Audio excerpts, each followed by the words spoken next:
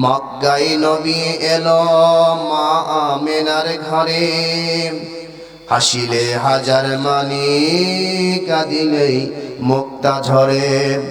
মক্কায় নবী এলো মা আমেনার ঘরে, হাসিলে হাজার মানি কাঁদিলেই মুক্তা ঝরে। আল্লাহু আকবার বলেন। যখন নবীজির ঘুম ভেঙে গেল, সঙ্গে সঙ্গে গাছ তার জায়গা মতন চলে গেল। আনাস রাদিয়াল্লাহু তাআলা আনহু বললেন, ওগো পয়গম্বর, আপনি যখন ঘুমিয়েছিলেন ওই দেখো গাছটা এসে ওগো পয়গম্বর আপনাকে ছায়া দিচ্ছিল।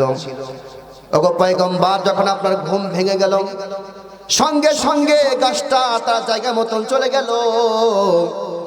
নবী করিম সাল্লাল্লাহু আলাইহি ওয়াসাল্লাম তখন আনাসকে বললেন, আনাস, এই গাছটা আমার আশিক গাছ, এই গাছটা আমাকে মহব্বত করে। বলে সুবহানাল্লাহ। শুধু গাছ নবীকে মহব্বত করেছে তা নয়, প্রাণীগুলো নবীকে মহব্বত করেছেন।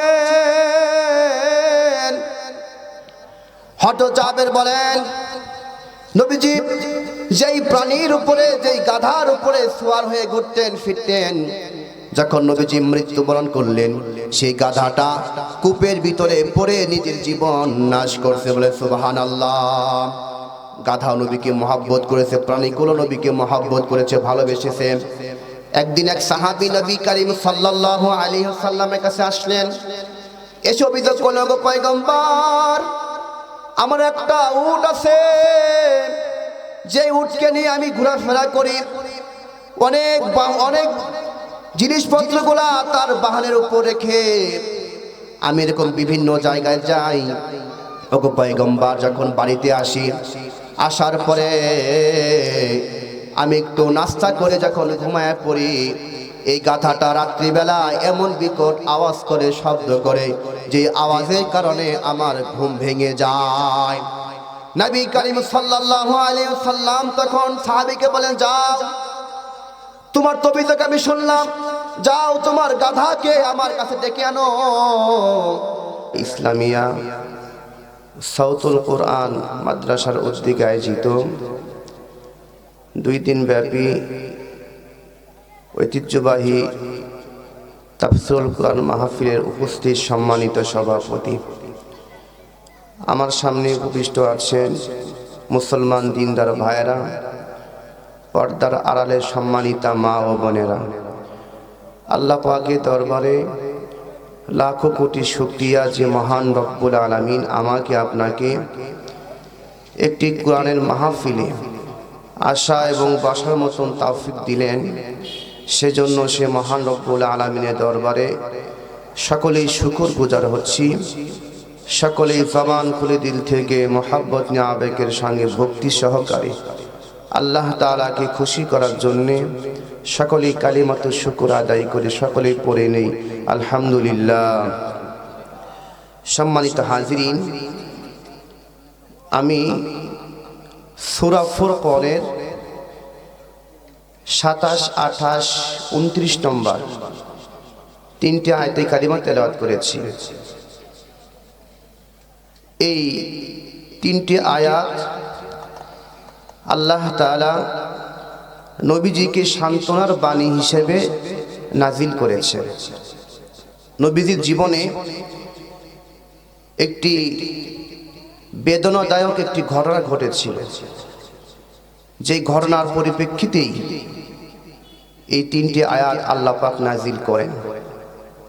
যদি আমরা ঘটনাটি বুঝতে পারি, আশা করা যায় এই 3টি আয়াতের অর্থ আমরা বুঝতে পারব। মক্কা জমিনের ভিতরে উকবা ইবনে আবি মুঈত নামে এক কাফের ছিল, যাকে আল্লাহ তাআলা অনেক সম্পদ দিয়েছিলেন। তার একটা ভালো গুণ ছিল, দেখবেন আমাদের এলাকায়, আমাদের দেশে অনেক হিন্দু ভাইরা আছে না, অনেক খ্রিস্টান ভাইরাও আছে। সব হিন্দু কি খারাপ? জোরে বলেন। সব বিধর্মী কি খারাপ?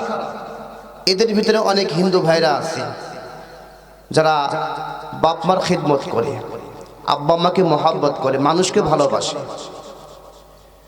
তো ঠিক তদ্রূপ উকবা ইবনে আবি মুঈত, যাকে আল্লাহ তাআলা অনেক সম্পদ দিয়েছিলেন, সে ছিল কাফের।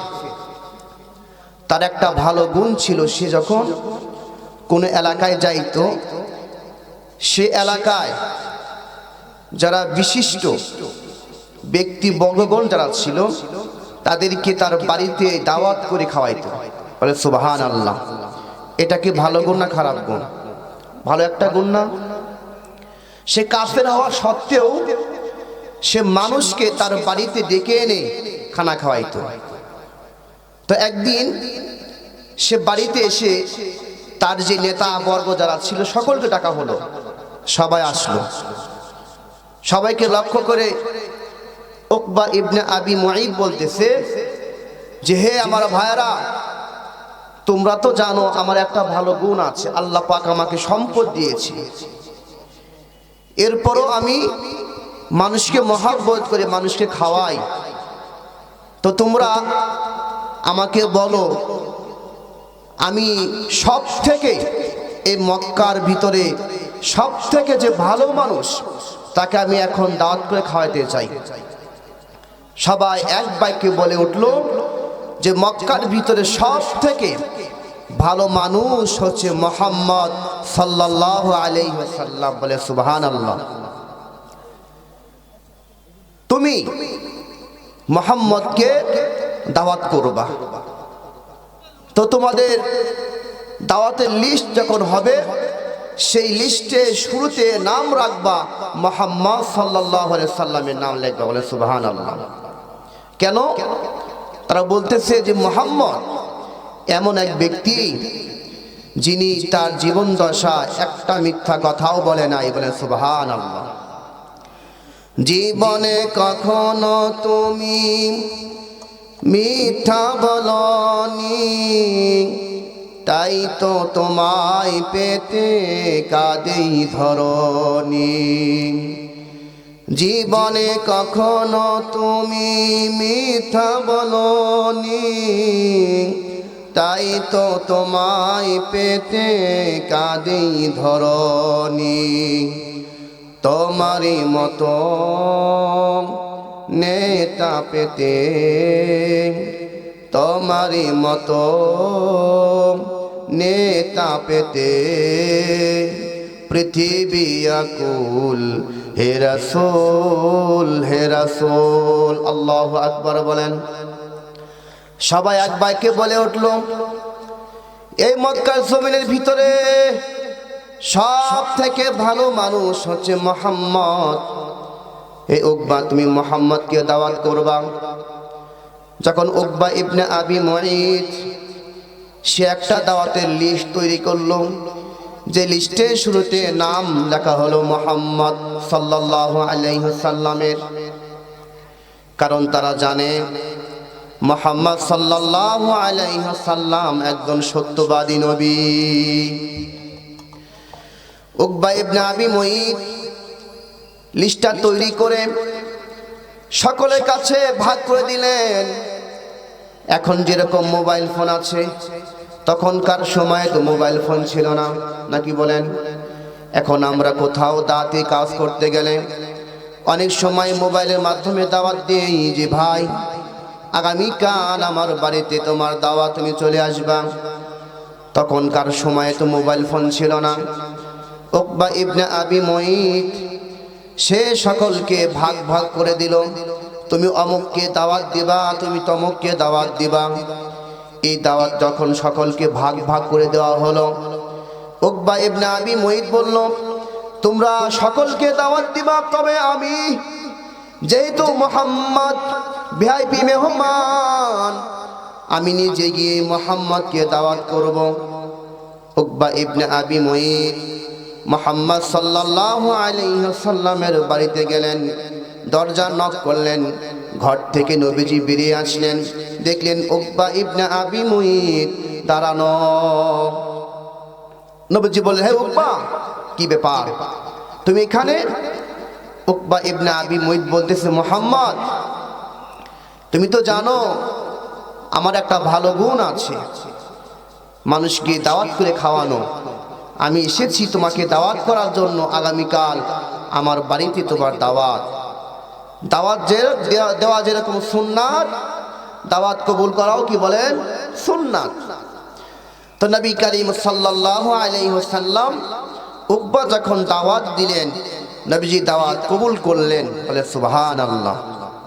আগামীকাল যখন উকবার বাড়িতে গেলেন, দেখলে সবার সামনে খানাকে পরিবেশন করা হয়েছে।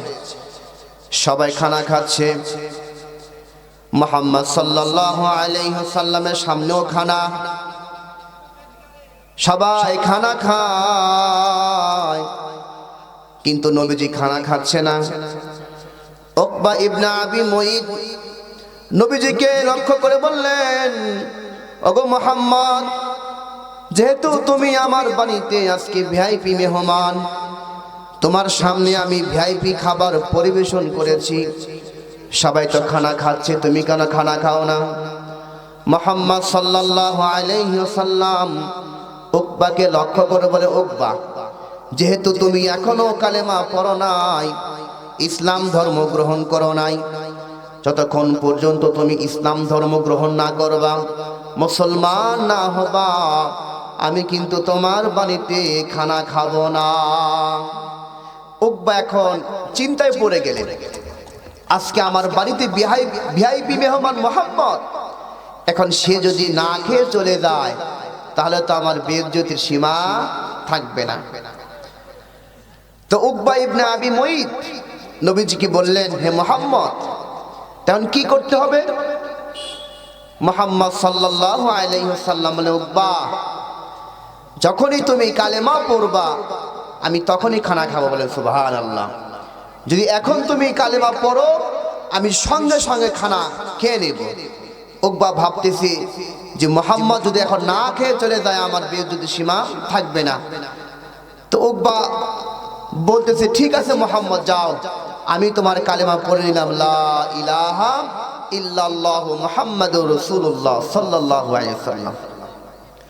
উকবা যখন কালেমা পড়ছে, উকবার একটা বন্ধু ছিল, নাম ছিল উবাই ইবনে খালফ, ছোটবেলার বন্ধু। এখন উকবা যে মুসলমান হয়েছে, ইসলাম ধর্ম গ্রহণ করেছে, এই কথা গড়াইতে গড়াইতে গড়াইতে গড়াইতে উবাই ইবনে খালফের কানে চলে গেছে।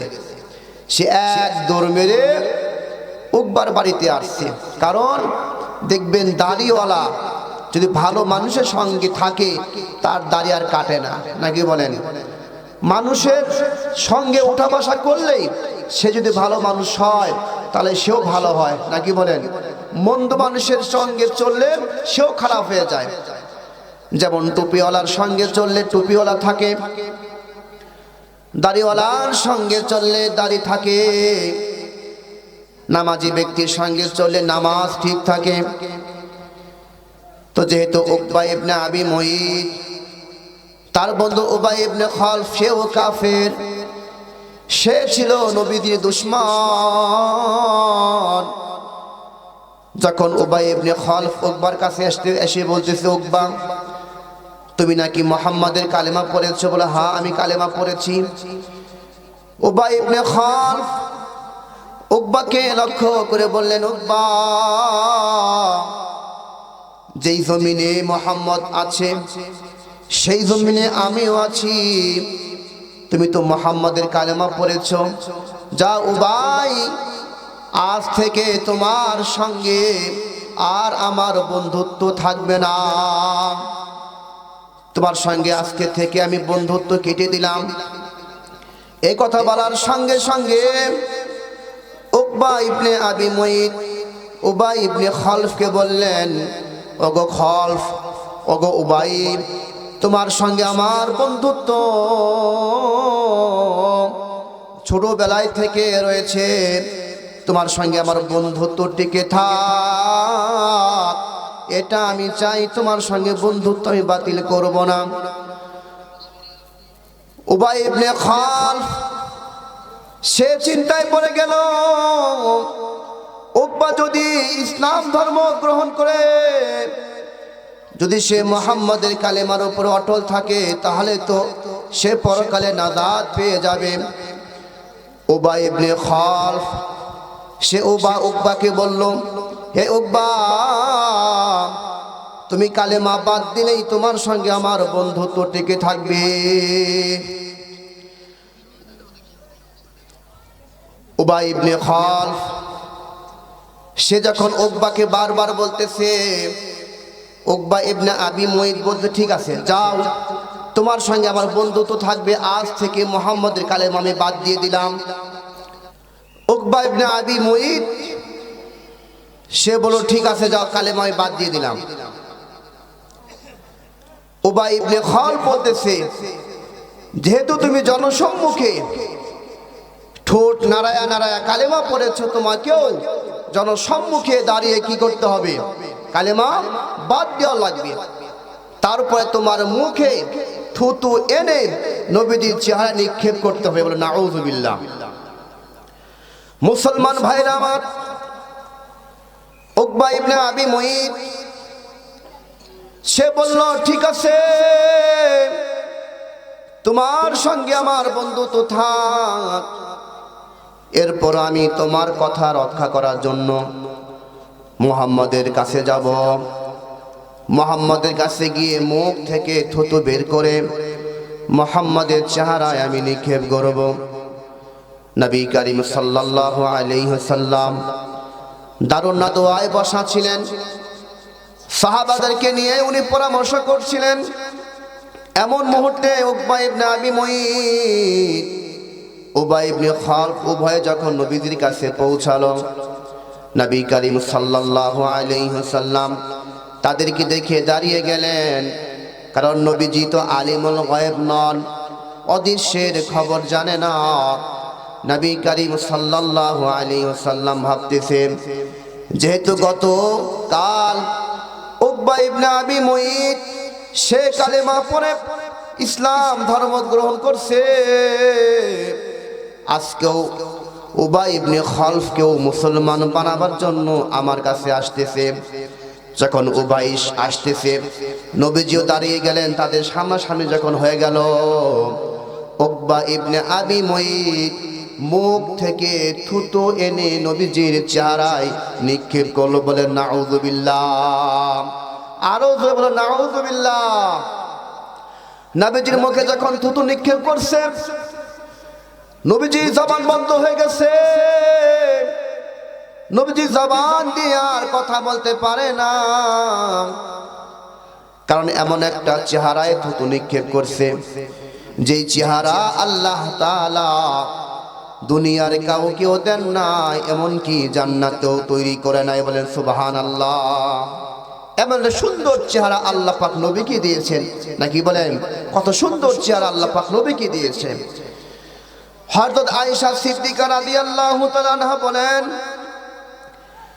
একদিন আমার ঘরের ভিতরে একটি হারানো সূচ আমি তালাশ করছিলাম, সূচ খুঁজে পাচ্ছিলাম না। এমন মুহূর্তের ভিতরে নবী করিম সাল্লাল্লাহু আলাইহি ওয়াসাল্লাম যখন সুবহানাল্লাহ, কারণ নবীজির চেহারায় ঘরটা বাড়িতে আসলেন, দেখলেন মা আমেনা রাদিয়াল্লাহু তাআলা আনহা মুহাম্মদ সাল্লাল্লাহু আলাইহি ওয়াসাল্লামকে কোলে নিয়ে বসে আছে, আর ঘরটা আলোকিত হয়ে গেছে। বলেন সুবহানাল্লাহ। মক্কায় নবী এলো মা আমেনার ঘরে, হাসিলে হাজার মানি কাঁদিলেই মুক্তা ঝরে। মক্কায় নবী এলো মা আমেনার ঘরে, হাসিলে হাজার মানি কাঁদিলেই মুক্তা ঝরে। আল্লাহু আকবার বলেন। হালিমাতু সাদিয়া রাদিয়াল্লাহু তাআলা আনহা মা আমেনার কাছে আসলেন, দেখলেন মা আমেনা মুহাম্মদ সাল্লাল্লাহু আলাইহি ওয়াসাল্লামকে কোলে নিয়ে বসে আছে। মা আমেনা বললেন, হালিমা তুমি শোনো, আমি কত সন্তানদেরকে দেখেছি, আমার সন্তান মুহাম্মদ সাল্লাল্লাহু আলাইহি ওয়াসাল্লামকে আল্লাহ পাক কত সুন্দর চেহারা দিয়েছেন, এত সুন্দর চেহারার মানুষ আমি কখনো দেখি নাই। বলেন সুবহানাল্লাহ। হালিমাতু সাদিয়া রাদিয়াল্লাহু তাআলা আনহা বললেন, ও ওগো মা আমেনা, যেহেতু আমাদের দায়িত্ব সন্তান লালন পালন করা, শামে যাই বিভিন্ন দেশ আমি সফর করি, কত সন্তানদেরকে দেখলাম, কত বাচ্চার চেহারা আমি দেখলাম। ওগো মা হালিমা, মুহাম্মাদের মতন এত সুন্দর চেহারার মানুষ আমি কখনো দেখি নাই। বলেন সুবহানাল্লাহ। এরপরে জিব্রাইল আমিন আসলেন। জিব্রাইল আমিন এসে বলে, আব্দুল মুত্তালিব, আমি তো জান্নাত দেখেছি, আমি জাহান্নাম দেখেছি, আমি আদমকে দেখেছি, আমি নূহকে দেখেছি, আমি ইব্রাহিমকে দেখেছি, আমি মূসাকে দেখেছি, আমি ঈসাকে দেখেছি। ওগো আব্দুল মুত্তালিব, তুমি শোনো, আমিও মুহাম্মাদের মতন এত সুন্দর চেহারার মানুষও কাউকে দেখি নাই। বলেন সুবহানাল্লাহ। আল্লাহ পাক তখন জিব্রাইলকে বলে, হে জিব্রাইল, তুমি দেখবা কেমনি? মুহাম্মাদের মতন এত সুন্দর চেহারার মানুষ আমি তৈরি করি নাই। বলেন সুবহানাল্লাহ। এত সুন্দর চেহারা আল্লাহ পাক নবীকে দিয়েছিলেন। আর কত সুন্দর চেহারা দিয়েছিলেন নবী করিম সাল্লাল্লাহু আলাইহি সাল্লামের দুধ মা হালিমাতুস সাদিয়া। তার একটা মেয়ে ছিল, নাম ছিল সীমা। বলেন কি ছিল? সীমা। তার দায়িত্ব ছিল বকরিগুলা লালন পালন করা। তো একদিন সীমা সে বকরিগুলাকে মাঠের থেকে চড়ায় বাড়িতে আসতে তো দেরি করে এসেছে। তখন হালিমাতুস সাদিয়া রাদিয়াল্লাহু তাআলা আনহা সীমাকে বকা দিয়েছে, হ্যাঁ তুমি দেরি করে আসো প্রত্যেক দিন। তো সীমা বলতে, ঠিক আছে মা যাও, আমি আর বকরি চড়াবো না, তোমার বকরি তুমি নিজে চড়াও।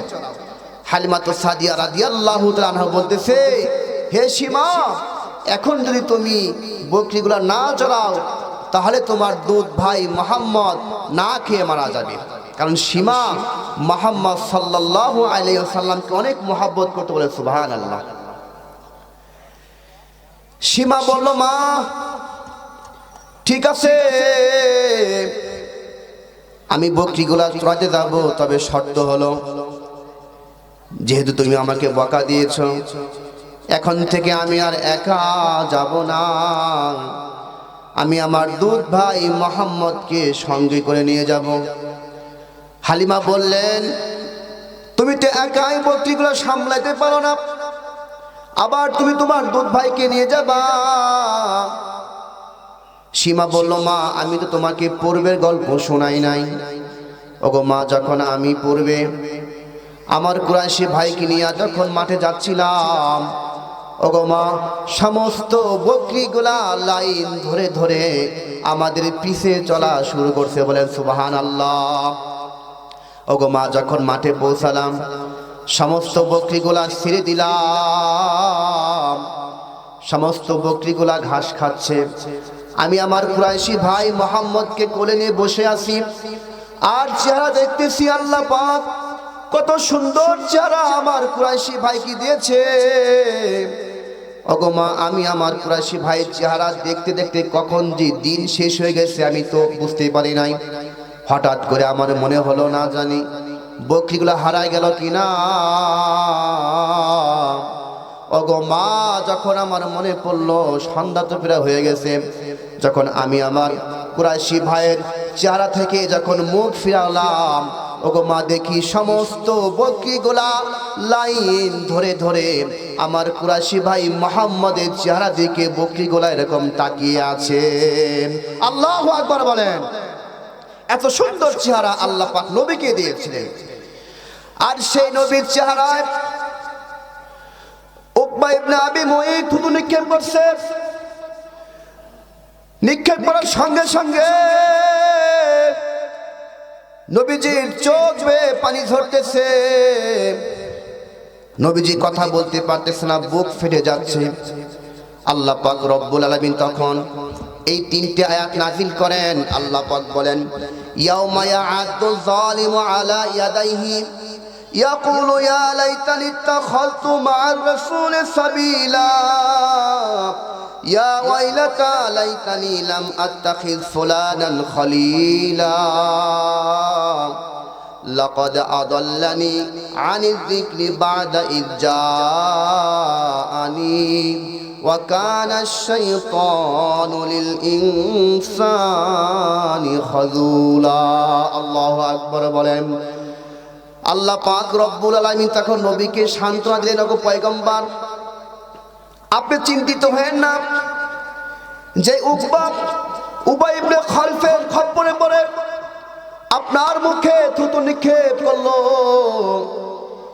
এই উবাই ইবনে খালফ কিয়ামতের দিন সে হাত কামড়াবে, হাতকে দংশন করে হাত খেয়ে ফেলবে, আর বলবে যদি আমি উবাই ইবনে খালফের খপ্পরে না পড়ে মুহাম্মদকে অনুকরণ করতাম, নবীজিকে মহব্বত করতাম, নবীজিকে ভালোবাসতাম, নবীজির আদর্শকে মহব্বত করতাম, তাহলে আজকে আমার কিয়ামতের দিন জাহান্নামে যাইতে হতো না।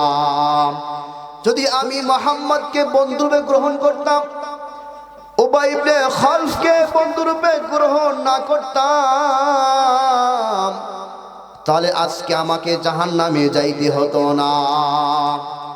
আমার ভাইরা, এখান থেকে আমরা কি বুঝতে পারলাম? এই তিনটি আয়াত থেকে আমরা বুঝতে পারলাম আমরা আমাদের জীবনে কাকে মহব্বত করব, কাকে অনুসরণ করব। একটা আওয়াজে বলেন কাকে? মুহাম্মদ সাল্লাল্লাহু আলাইহি ওয়াসাল্লামকে। কথা বলেন ঠিক কিনা? কারণ নবীজি বলেন, লা ইউমিনু আহাদুকুম হাত্তা আকুনা আহাব্বা ইলাইহি মিন ওয়ালিদিহি ওয়া ওয়ালাদিহি ওয়ান নাসি আজমাইন। নবী করিম সাল্লাল্লাহু আলাইহি ওয়াসাল্লাম বলেন, ওই ব্যক্তি ঈমানদার হতে পারবে না যতক্ষণ না তোমরা আমাকে তোমাদের আব্বা আম্মা ভাই বোন পাড়া প্রতিবেশী আত্মীয় স্বজন থেকে আমাকে বেশি মহব্বত না করবা, তোমরা ততক্ষণ পর্যন্ত ঈমানদার হতে পারবে না। কথা বলেন ঠিক কিনা? তুমি আছো হৃদয়ের গভীরে, ভুলবো তোমায় বলো কি করে। তুমি আছো হৃদয়ের গভীরে, ভুলবো তোমায় বলো কি করে। দেখি নাই তোমারে কোনো দিন, তব আছো স্মরণে অমলিন। দেখি নাই তোমারে কোনো দিন, তব আছো স্মরণে অমলিন। প্রেমের ভুবনে তোমারি বিরহ ব্যথায় নিশীথে শিফালিরা ঝরে। তুমি আছো হৃদয়ের গভীরে, ভুলবো তোমায় বলো কি করে। হে রাসূল, হে রাসূল, হে রাসূল। আল্লাহু আকবার বলেন। তাহলে অন্তরের ভিতরে সব থেকে বেশি কারো মহব্বত রাখতে হবে? নবীজির মহব্বত সব থেকে বেশি রাখতে হবে। আজকে তো আমরা সেই নবীজিকে মাইনাস করে নিজের মন চাহি জিন্দেগি চালাই, নবীজির মহব্বত আজকে আমরা অন্তরে রাখতে পাই না। কথা বলেন ঠিক কিনা? অথচ নবীজি বলেন, আল মারউ মা'a মান আহাব্বা। যে ব্যক্তি দুনিয়ায় যাকে সব থেকে বেশি মহব্বত করবে, দুনিয়ায় যে যাকে অনুকরণ করবে, তার সঙ্গে তার হাসর হবে। যদি আমি কাফেরকে অনুসরণ করি, যদি আমি বিধর্মীকে অনুসরণ করি, বলুন তো দেখি আমার হাসর হবে কার সাথে? তাদের সাথে হবে নাকি? বলেন। নবীজি বলেন, মান আহাব্বা সুন্নতি ফাকাদ আহাব্বানি ওয়া মান আহাব্বানি কানা মাই ফিল জান্নাহ। যে ব্যক্তি আমার সুন্নতকে মহব্বত করলো, ওই ব্যক্তি আমাকে মহব্বত করলো, আর যে ব্যক্তি আমাকে মহব্বত করলো তার সঙ্গে আমার জান্নাত। বলে সুবহানাল্লাহ। তাহলে আমরা কাকে সবচেয়ে বেশি মহব্বত করবো? এটা আওয়াজ দিয়ে বলেন দেখি। মুহাম্মদ সাল্লাল্লাহু আলাইহি ওয়াসাল্লামকে। কারণ যদি আমি আপনি নবীজিকে মহব্বত করি, ভালোবাসি, প্রত্যেকটা কাজ যদি সুন্নত তরিকায় করি, তাহলে যত সময় অতিবাহিত হবে সময়ের হিসাব আল্লাহ পাক নেবেন না। বলেন সুবহানাল্লাহ।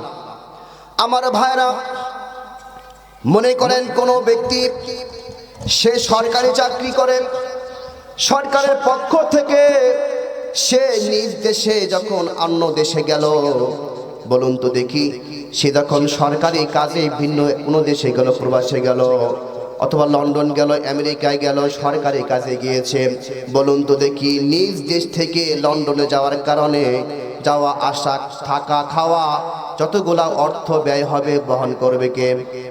একটু আওয়াজ দিয়ে বলেন, সরকার বহন করবে। কারণ সে সরকারি কাজে গিয়েছে, যার কারণে তার যাওয়া আসা যত খরচ সরকার বহন করবে। আর যদি আমি নিজে নিজ প্রয়োজনে এক জেলা থেকে আরেক জেলা যাই নিজ প্রয়োজনে, বলুন তো দেখি খরচ বহন করবে কে? সরকার নাকি আমি? আমাকে বহন করতে হবে। কেন? আমার প্রয়োজন আমি গিয়েছি। ঠিক তদ্রূপ আল্লাহ তাআলা আমাকে আপনাকে দুনিয়ায় পাঠিয়েছেন একটা সংক্ষিপ্ত হায়াত সময় দিয়ে আল্লাহ পাক আমাকে আপনাকে পাঠিয়েছেন। যেই সময়ের মধ্যে আমরা খানা খাই, যেই সময়ের মধ্যে আমরা ঘুমাই, যেই সময়ের মধ্যে আমরা চলাফেরা করি, যেই সময়ের মধ্যে আমরা কি করি বলেন? অন্যান্য কাজ করে থাকি। কথা বলেন ঠিক কিনা? এখন যদি আমরা এই সময়ের মধ্যে ঘুম থেকে ওঠা থেকে নিয়ে ঘুমানো পর্যন্ত প্রত্যেকটা কাজ নবী করিম সাল্লাল্লাহু আলাইহি ওয়াসাল্লামের তরিকা অনুযায়ী করি, যেমন আমি ঘুমাইলাম, ওযু করে ঘুমাইলাম, আল্লাহুম্মা বিসমিকা আমুতু ওয়া আহইয়া, যতগুলা দোয়া আছে দোয়াগুলো পরে আমি ঘুমাইলাম, তাহলে এই ঘুমও ইবাদত হয়ে যাবে। বলে সুবহানাল্লাহ। এই ঘুমানোর কারণে যত সময় যাবে এই সময় হিসাব আল্লাহ পাক নেবেন না। বলেন সুবহানাল্লাহ। আমি খানা খাইলাম নবীজির সুন্নত তরিকায়, যত খানা আমি খাবো আল্লাহ পাক হিসাব নেবেন না। বলেন সুবহানাল্লাহ। আমি চলাফেরা করলাম, কথাবার্তা বললাম, আমি কৃষি কাজ করলাম, অন্যান্য আমি কাজ করলাম, যতগুলো আমি কাজ করব যদি এই কাজের ভিতরে নবীজির সুন্নাত থাকে, আদর্শ থাকে, যতগুলা সময় যতগুলা বিষয়গুলা এরকম অতিবাহিত হবে আল্লাহ পাক সেইগুলার হিসাব নেবেন না। বলেন সুবহানাল্লাহ। তাহলে আমরা আজ থেকে প্রত্যেকটা কাজ নবীজির সুন্নতে করব ইনশাআল্লাহ। কে কে করব হাত তুলে দেখি ইনশাআল্লাহ। নারায়ে তাকবীর। আল্লাহ পাক আমাদেরকে প্রত্যেকটা কাজ নবীজির সুন্নত তরিকায় করার তৌফিক দান করুন। আল্লাহুম্মা আমিন বলুন। সম্মানিত হাজিরিন, এজন্য প্রত্যেকটা কাজ নবীজির সুন্নত তরিকা হওয়া লাগবে, নাকি বলেন? কিন্তু আজকে আমরা আমাদের সময় ঠিকই যাচ্ছে, কিন্তু সেই কাজের ভিতরে নবীজির সুন্নত থাকছে না। কথা বলেন ঠিক কিনা? আজকে আমরা নবীকে মহব্বত করতে পারতেছি না, নবীজিকে ভালোবাসতে পারতেছি না, অথচ সাহাবায়ে কেরাম সব সময় নবীজিকে মহব্বত করেছে। বলে সুবহানাল্লাহ। নবী করিম সাল্লাল্লাহু আলাইহি ওয়াসাল্লামের এক ছোট্ট সাহাবী ছিল, নাম ছিল তালহা ইবনে বারা রাদিয়াল্লাহু তাআলা আন। ছোট্ট এক সাহাবী, 60 থেকে 8 বছরের সাহাবী তালহা ইবনে বারা রাদিয়াল্লাহু তাআলা আন নবীজির কাছে আসলেন, মাঝে মধ্যে আসতেন। বারা রাদিয়াল্লাহু তাআলা আন নবী করিম সাল্লাল্লাহু আলাইহি ওয়াসাল্লামকে বলে, গো পয়গম্বর, আমি তো আপনার মজলিসে যাওয়া আসা করি, আপনার কাছে এসেছি, আমি তো এখন চলে যাব। ওগো পয়গম্বর, আপনি আমাকে একটু নসিহত করুন, উপদেশ দিন। নবী করিম সাল্লাল্লাহু আলাইহি ওয়াসাল্লাম তখন বারা রাদিয়াল্লাহু তাআলা আনহুকে বলে, গো বারা যান, আমি তোমাকে সৎ কাজের আদেশ করতেছি, অসৎ কাজ থেকে নিষেধ করতেছি। ওগো বারা, তুমি সৎ কাজ করবে, অসৎ কাজ করবা না। যখন বারা রাদিয়াল্লাহু তাআলা আন নসিহত নিয়ে যখন চলে আসবেন, বারা রাদিয়াল্লাহু তাআলা আনহুর সন্তান তালহা রাদিয়াল্লাহু তাআলা আন বলে, আব্বু তুমি একটু দাঁড়াও, আমি নবীদের কাছ থেকে ঘুরে আসি। তখন তালহা রাদিয়াল্লাহু তাআলা আন নবীদের কাছে গেলেন। তালহা বলল, গো পয়গম্বর, ওগো আমার নবী, আপনি তো আমার আব্বাকে উপদেশ দিলেন, আমিও আপনার কাছে এসেছি। ওগো পয়গম্বর, আমিও আপনাকে অনেক মহব্বত করি, ভালোবাসি। ওগো পয়গম্বর, আপনি এখন আমাকে যে আদেশ করবেন আমি সঙ্গে সঙ্গে সেটাই পালন করব। আল্লাহু আকবার বলেন। নবী করিম সাল্লাল্লাহু আলাইহি ওয়াসাল্লাম পরীক্ষামূলক তালহা রাদিয়াল্লাহু তাআলা আনহুকে বললেন, ওগো তালহা, এই দেখো এখানে তরবারি আছে, এই তরবারিটা নিয়ে তুমি তোমার পিতার গর্দান কর্তন করে আমার কাছে নিয়ে আসো। এই কথা বলার সঙ্গে সঙ্গে তালহা রাদিয়াল্লাহু তাআলা আন তরবারিটা নিয়ে যখন পিতার গর্দান কর্তন করতে যাবেন, নবীজি সঙ্গে সঙ্গে ডাকলেন, না না তালহা আসো, আমি আসলে তোমার পিতার গর্দান কর্তন করতে আসলে বলি নাই, আমি পরীক্ষামূলক দেখলাম তুমি কি আসলে আমাকে মহব্বত করে কিনা। বলেন সুবহানাল্লাহ। নবী করিম সাল্লাল্লাহু আলাইহি ওয়াসাল্লাম বললেন, তালহা যাও, তোমার আব্বাকে আমি যেরকম সৎ কাজে আদেশ করেছি, অসৎ কাজ থেকে নিষেধ করেছি, যাও তোমাকেও আমি সৎ কাজে আদেশ করলাম, অসৎ কাজ থেকে নিষেধ করলাম।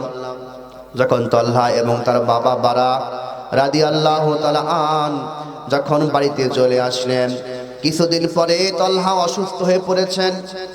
অসুস্থ হয়ে পড়ে যাওয়ার পরে বারা রাদিয়াল্লাহু তাআলা আন নবীজির কাছে সংবাদ পৌঁছালেন।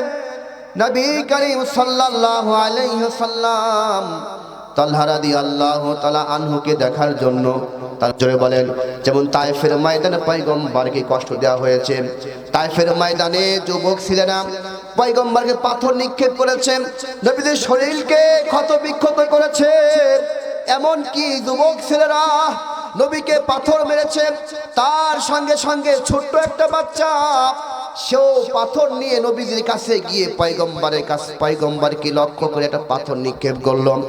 সঙ্গে সঙ্গে সে বাচ্চাটা পড়ে গেল, কারণ ছোট্ট বাচ্চা। সেই যুবকরা তো পাথর নিক্ষেপ করতেছেন, সে পাথরটা নবীজির গায়েও লাগতেছে, বাচ্চার গায়েও লাগতেছে। নবীজি সেই ছোট্ট বাচ্চাটাকে এরকম বুকে জড়িয়ে ধরে যুবকদের বলতেছে, হে আমার যুবকরা, তোরা আমার গায়ে পাথর মার, এরপর এই বাচ্চার গায়ে তোরা পাথর নিক্ষেপ করিস না। বলেন সুবহানাল্লাহ। কারণ পয়গম্বরকে তায়েফের ময়দানে কষ্ট দেওয়া হয়েছে, কি হয় না? জোরে বলেন। আমি যদি কখনো তায়েফে যাই,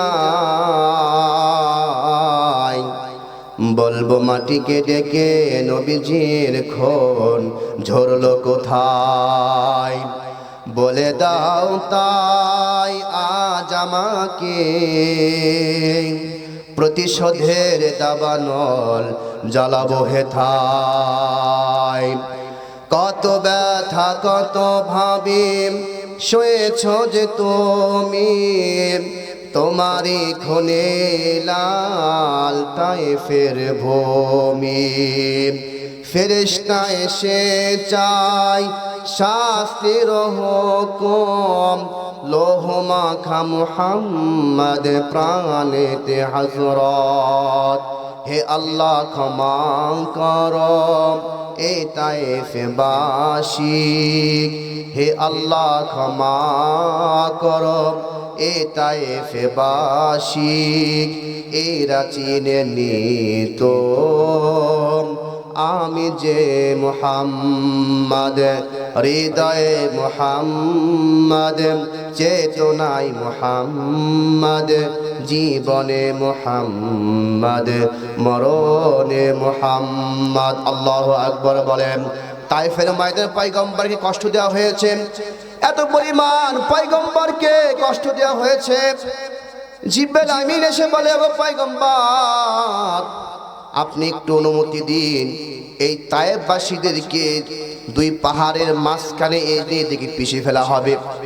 নবী করিম সাল্লাল্লাহু আলাইহি ওয়াসাল্লাম তখন দোয়া করলেন, আল্লাহুম্মা হদি কওমি ফাইন্নাহুম লা ইয়ালামুন, আল্লাহুম্মা হদি কওমি ফাইন্নাহুম লা ইয়ালামুন।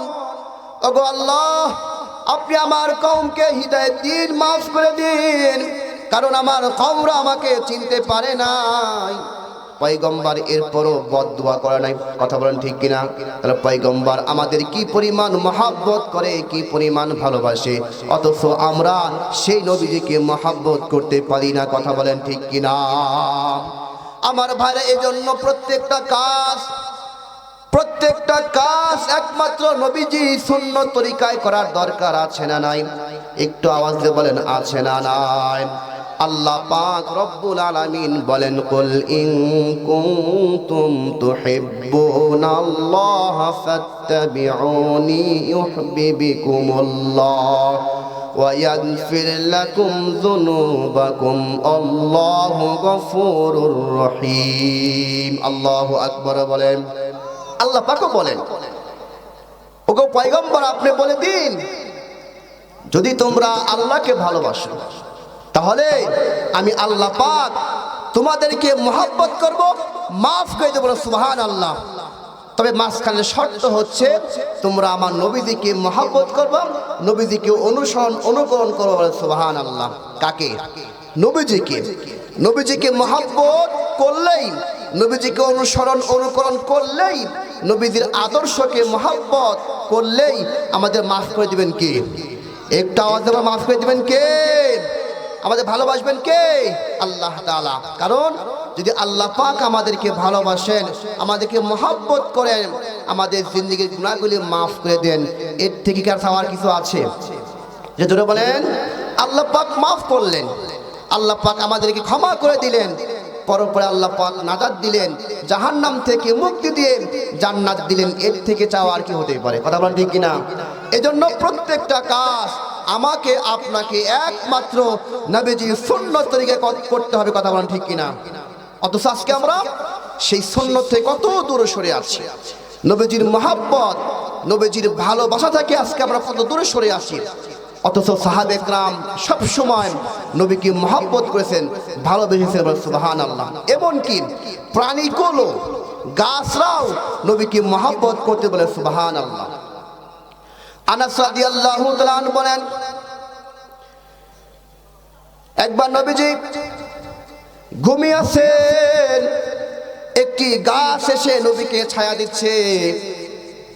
যখন নবীজির ঘুম ভেঙে গেল, সঙ্গে সঙ্গে গাছ তার জায়গা মতন চলে গেল। আনাস রাদিয়াল্লাহু তাআলা আনহু বললেন, ওগো পয়গম্বর, আপনি যখন ঘুমিয়েছিলেন ওই দেখো গাছটা এসে ওগো পয়গম্বর আপনাকে ছায়া দিচ্ছিল। ওগো পয়গম্বর, যখন আপনার ঘুম ভেঙে গেল, সঙ্গে সঙ্গে গাছটা তার জায়গা মতন চলে গেল। নবী করিম সাল্লাল্লাহু আলাইহি ওয়াসাল্লাম তখন আনাসকে বললেন, আনাস, এই গাছটা আমার আশিক গাছ, এই গাছটা আমাকে মহব্বত করে। বলে সুবহানাল্লাহ।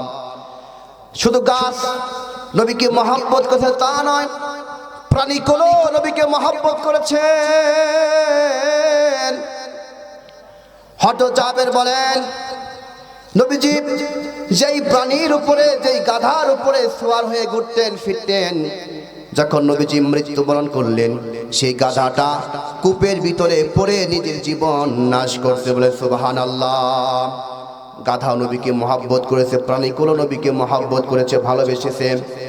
একদিন এক সাহাবী নবী করিম সাল্লাল্লাহু আলাইহি ওয়াসাল্লামের কাছে আসলেন, এসে অভিযোগ করলেন, গো পয়গম্বর, আমার একটা উট আছে, যে উটকে নিয়ে আমি ঘোরাফেরা করি, অনেক জিনিসপত্রগুলা তার বাহনের উপর রেখে আমি এরকম বিভিন্ন জায়গায় যাই।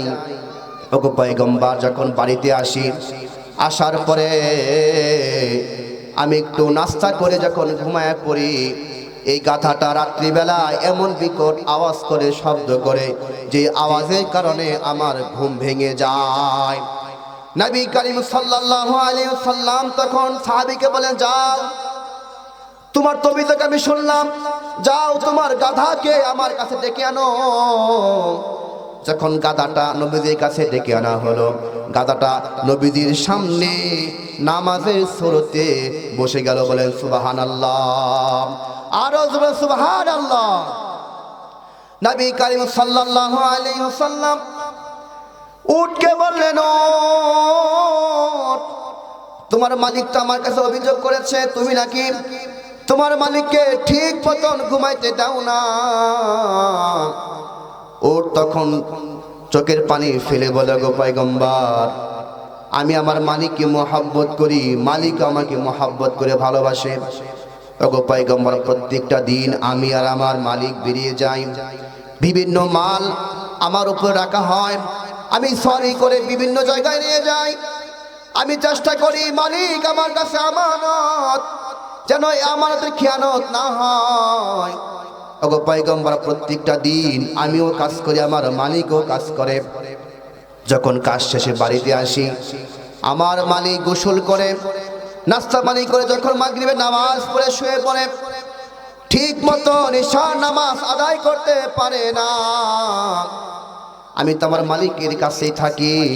যদি আল্লাহ তাআলা কিয়ামতের দিন আমাকে বলে, ও তোর মালিক ঠিক মতন ঈশার নামাজ পড়তে পারতো না, তুই কেন ডেকে দিস নাই? ওগো পয়গম্বর, এজন্য আমি আওয়াজ করি যাতে করে আমার মালিক ঘুম থেকে উঠে ঈশার নামাজ আদায় করতে পারে। বলে সুবহানাল্লাহ। প্রাণীকুল পয়গম্বরকে মহব্বত করতেন, ভালোবাসতেন। এজন্য আমাকে আপনাকে নবীজিকে মহব্বত করতে হবে। প্রাণীকুল যেরকম নবীকে মহব্বত করতেন, গাছরাও নবীকে যেরকম মহব্বত করতেন, ভালোবাসতেন, আমরা কি করব? সদা সর্বদাই প্রাণীকুলের মতো নবীজিকে মহব্বত করতে পারবো কি পারবো না? আওয়াজ দিয়ে বলেন, পারবো কি পারবো না? এমনকি গাছগাছালিও পয়গম্বরকে মহব্বত করতেন। হযরত জাবের বলেন, একদিন আমি নবীজির সঙ্গে সফরে বের হলাম। বের হওয়ার পরে নবীজি ইস্তেঞ্জা করবেন, 1 নম্বর করবেন। নবী করিম সাল্লাল্লাহু আলাইহি ওয়াসাল্লাম হযরত জাবেরকে বলেন, জাবের, এই যে গাছগুলো আছে এই গাছগুলোকে টান দাও, একটু ডাক দাও, যাতে করে আমি ইস্তেঞ্জা সারতে পারি। বলেন সুবহানাল্লাহ। আজকে তো আমাদের হায়া নাই, লজ্জা নাই, যেখানে সেখানে আমরা পিশাব করতে বসে পড়ি। কথা বলেন ঠিক কিনা? হায়া লজ্জা যার যত বেশি আছে, সে তত বেশি নবীকে মহব্বত করতে পারে। নবী করিম সাল্লাল্লাহু আলাইহি ওয়াসাল্লাম জাবেরকে বলেন, জাবের, গাছগুলা ডাক দাও, একটু আড়াল করার ব্যবস্থা করে দাও, যাতে করে আমি ইস্তেঞ্জা করতে পারি। কারণ নবী করিম সাল্লাল্লাহু আলাইহি ওয়াসাল্লামের হায়া লজ্জা সব থেকে বেশি ছিল। বলেন সুবহানাল্লাহ। নবীজির হায়া লজ্জা কিরকম ছিল? হালিমাতুস সাদিয়া রাদিয়াল্লাহু তাআলা আনহা বলেন, আমি কখনো মুহাম্মদ সাল্লাল্লাহু আলাইহি ওয়াসাল্লামকে কখনো ক্ষুধার তাড়নায় কাঁদতে দেখি নাই। সাধারণত বাচ্চারা দেখবেন খিদার কারণে কান্নাকাটি করে। কথা বলেন ঠিক কিনা? যখন বাচ্চাদের ক্ষুধা লাগে তখন কান্নাকাটি করে। হালিমাতুস সাদিয়া রাদিয়াল্লাহু তাআলা আনহা বলেন, আমি কখনোই মুহাম্মদ সাল্লাল্লাহু আলাইহি ওয়াসাল্লামকে ক্ষুধার তাড়নায় কাঁদতে দেখি নাই। বলেন সুবহানাল্লাহ। তবে যখন মুহাম্মদ সাল্লাল্লাহু আলাইহি ওয়াসাল্লাম যখন ঘুমাতেন, কারণ সাধারণত মানুষ ঘুমাইলে তাদের অনেক সময় সতর আলগা হয়ে যায় কি যায় না? একটু জোরে বলেন, যায় কি যায় না?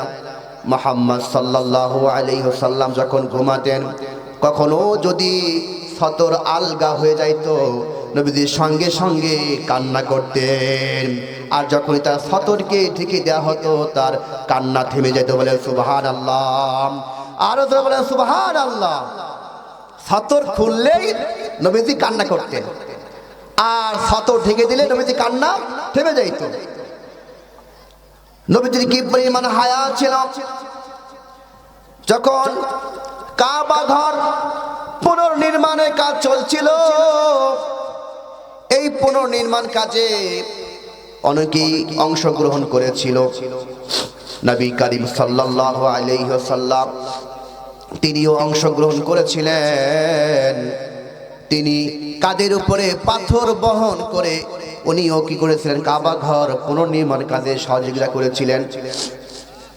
আব্বাস রাদিয়াল্লাহু তাআলা আন তার চাচা নবী করিম সাল্লাল্লাহু আলাইহি ওয়াসাল্লামকে বললেন, মুহাম্মদ, তুমি যে কাঁধের উপরে পাথর নিয়ে বহন করে কাবা ঘরের নির্মাণের কাজে সাহায্য করতেছো, তোমার কাঁধে তো ময়লা লেগে যাচ্ছে, তোমার কাঁধ তো দাগ হয়ে যাচ্ছে।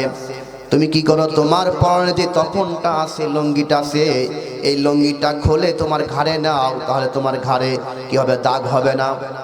নবী করিম সাল্লাল্লাহু আলাইহি ওয়াসাল্লাম তখন তার চাচাকে বলেন, চাচা, আমার অনেক শরম, আমি চাই না এই পাথর বহন করার কারণে আমার লঙ্গি খুলে আমি আমার শরমটাকে প্রকাশ করে ফেলি। বলেন সুবহানাল্লাহ। আমি চাই না আমার শরমটা প্রকাশ পেয়ে যাক, লজ্জা প্রকাশ পেয়ে যাক। নবী করিম সাল্লাল্লাহু আলাইহি সাল্লাম এই কথা বলার সঙ্গে সঙ্গে তার চাচা মুহাম্মদ সাল্লাল্লাহু আলাইহি সাল্লামকে বললেন, আগে শরম বাদ দাও, আগে জীবন বাঁচাও। শরম করে লাভ হবে না, আগে জীবনকে বাঁচাও। আব্বাস রাদিয়াল্লাহু তাআলা আন নবীজি তফনটা তখন টান দিলেন, নবীজির সঙ্গে সঙ্গে বেহুশ হয়ে পড়ে গেলেন। যখনই তার তফনটা ঠিক করে দেওয়া হলো, নবীজির হুশ ফিরে আসলো। নবী করিম সাল্লাল্লাহু আলাইহি ওয়াসাল্লাম তখন আকাশের দিকে মাথা তুলে বলতেছে, আমার তফন কোথায়, আমার তফন কোথায়? নবীজিকে বলা হলো, তোমার তফন তোমার পরনে রয়েছে। তখন নবীজি স্থির হলেন। বলেন সুবহানাল্লাহ। কি পরিমাণ হায়া, কি পরিমাণ লজ্জা নবীজি ছিল। বলেন সুবহানাল্লাহ। আজকে তো আমরা যেখানে সেখানে পেশাব করতে বসে বলি না, কি বলেন? আজকে আমরা হাফ প্যান্ট পরে ঘুরে বেড়াই, অথচ পুরুষের জন্য নাভি থেকে নিয়ে হাঁটু পর্যন্ত সতর, এটা ফরজ। আজকে আমরা অনেকে এটা হাফ প্যান্ট পরে ঘুরে বেড়াই। কথা বলেন ঠিক কিনা? যদি কোনো ব্যক্তি নাভি থেকে নিয়ে হাঁটু পর্যন্ত যদি এরকম হাঁটুর উপরে কোনো ব্যক্তি কি পরে, কোনো কাপড় পরে, তাহলে ওই ব্যক্তি কিন্তু কবিরা গুনাহ করলো, ফরজ তওরাত করলো। নবী করিম সাল্লাল্লাহু আলাইহি ওয়াসাল্লামকে আল্লাহ পাক হায়া দিয়েছিলেন, লজ্জাশীল দিয়েছিলেন। নবীজিকে আল্লাহ পাক কি পরিমাণ হায়া দিয়েছিলেন, যেটা আমরা এই কথা থেকে বুঝতে পারলাম। আমরা চেষ্টা করব যেন কখনোই আমাদের লজ্জা প্রকাশ না পায়। কথা বলেন ঠিক কিনা? আমার ভাইরা, এজন্য আমরা নবী করিম সাল্লাল্লাহু আলাইহি ওয়াসাল্লামকে সব সময় মহব্বত করার চেষ্টা করব, কি করব না?